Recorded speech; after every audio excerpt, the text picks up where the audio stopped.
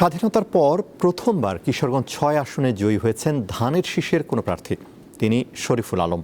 এবার প্রথমবার এমপি হয়ে প্রতিমন্ত্রীর দায়িত্ব পেয়েছেন বিএনপির এই নেতা। তাকে দেওয়া হয়েছে বাণিজ্য, শিল্প, পাট ও বস্ত্র, এই ৩ গুরুত্বপূর্ণ মন্ত্রণালয়ের দায়িত্ব।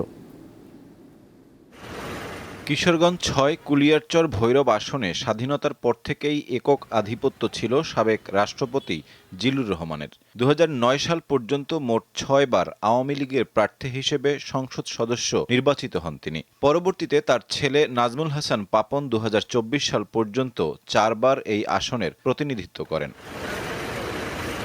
৫ আগস্টের পর চিত্র পাল্টেছে। এখন কিশোরগঞ্জ ৬ আসনের জনপ্রতিনিধি শরীফুল আলম। তেমন কোনো পারিবারিক রাজনীতির ইতিহাস নেই তার, তবে ছোটবেলা থেকেই রাজনীতির সাথে জড়িত শরীফুল আলম। দায়িত্ব পালন করেছেন বিএনপির কেন্দ্রীয় কমিটির ময়মনসিংহ বিভাগের সাংগঠনিক সম্পাদক এবং কিশোরগঞ্জ জেলা বিএনপির সভাপতি হিসেবে। থেকে আমরা যেভাবে দেখেছি ওনাকে, উনি পরিবারের সাথে খুব কম সময় দিয়েছে। সর্বক্ষণই হচ্ছে জনগণ, মানুষ, ভৈরব কুলিয়ারচরের মানুষের ভালো দিক, খারাপ দিক প্রত্যেকটা সময় উনি একসাথে ছিল, ওই মানুষগুলোর সাথে ছিল। ১৯৯০ সালে রাজধানীর যাত্রাবাড়ির একে উচ্চ বিদ্যালয় ও কলেজ থেকে মাধ্যমিক সম্পন্ন করেন শরীফুল আলম। এরপর ঢাকা সিটি কলেজ থেকে উচ্চ মাধ্যমিক ও স্নাতক সম্পন্ন করেন। ব্যক্তি জীবনে তিনি একজন সফল ব্যবসায়ী। ২৫টিরও বেশি ব্যবসা প্রতিষ্ঠান গড়ে তুলেছেন এই বিএনপি নেতা। পারিবারিক ঐতিহ্যের অংশ হিসেবেই দীর্ঘদিন ধরে এলাকার উন্নয়নে বেশ অবদান রাখছেন শরীফুল আলম। প্রতিষ্ঠানে ওনারা সহযোগিতা করেছেন, বিশেষ করে ওনার পিতা ভাজি সিদ্দিক মা সাহেব, উনি এলাকার জন্য অনেক কিছু করেছেন।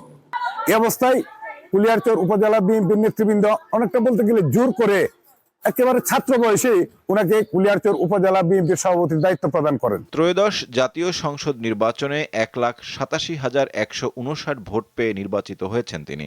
নিকটতম প্রতিদ্বন্দ্বী খেলাফত মজলিসের আতাউল্লাহ আমিন রিকশা প্রতীকে পান ৪৪,০৯৫ ভোট।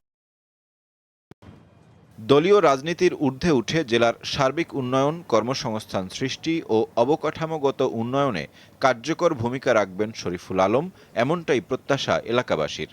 আমরা অনেক কিছু দেখতে পারি, আসলে দারিদ্রতার হারটা বর্তমানে একটা লেভেলে এত নিচে নেমে এসেছে।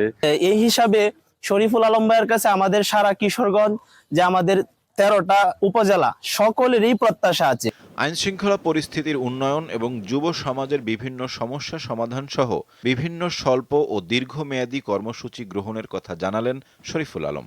যেভাবে ছেয়ে গেছে সমাজে, যে কিছু আছে দীর্ঘমেয়াদী কাজ, কিছু আছে স্বল্পমেয়াদী। প্রথমত আইন শৃঙ্খলা পরিস্থিতি এবং এই যে মাদক, এই মাদকের বিষয়টাকে নিয়ে আমি জনসচেতনতা তৈরি করে একটা সামাজিক আন্দোলনের পরিণত করতে হবে, যাতে যুব সমাজ এদিকে ধাবিত না হয়। বেকারত্ব দূরীকরণ, নরসুন্দা নদী রক্ষা, যানজট নিরসন, দারিদ্র্য দূর করা এবং শিক্ষা চিকিৎসা খাতে উন্নয়ন সহ বেশ কিছু চ্যালেঞ্জ শরীফুল আলমের সামনে, এমনটাই মনে করছেন কুলিয়ারচর ও ভৈরববাসী।